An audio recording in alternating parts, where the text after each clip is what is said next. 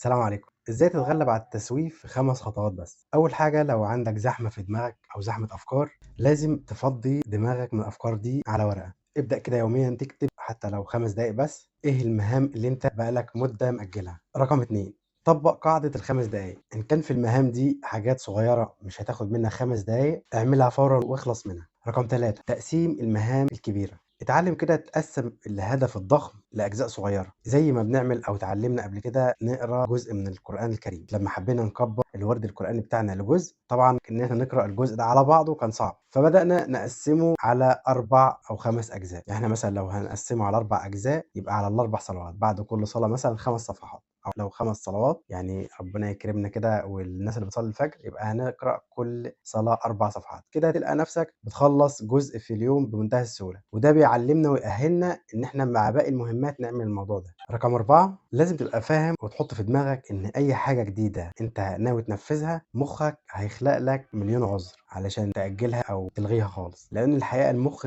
ما بيحبش يعمل المجهود الجديد، فحاول تتعلم إزاي تتغلب على النقطة دي وابدأ فورًا، لأن طبعًا دي مصلحتك. رقم 5، ودي حاجة بسيطة بس بجد مهمة جدًا لمخّك، إنك بعد ما تخلّص المهام اللي أنت كتبتها دي، سواء مهام بسيطة أو مهام كبيرة، حاول تكافئ نفسك بحاجة تبسطك، حتى لو كوباية قهوة وأنت بتشربها وتقعد تسترجع كده الحاجات الكويسة اللي أنت عملتها في يومك. إنك تربط حاجة بتسعدك بالإنجازات اللي أنت عملتها، ده هيبسط مخّك وهيخلّي مخّك عايز يحس بالشعور ده تاني، فبالتالي هيحفزك ويساعدك إنك تكرر ده تاني. 5 حاجات بسيطة بنعملهم بس إن شاء الله هيفرقوا معاك، وما تنساش تعمل لي متابعة. سلام عليكم.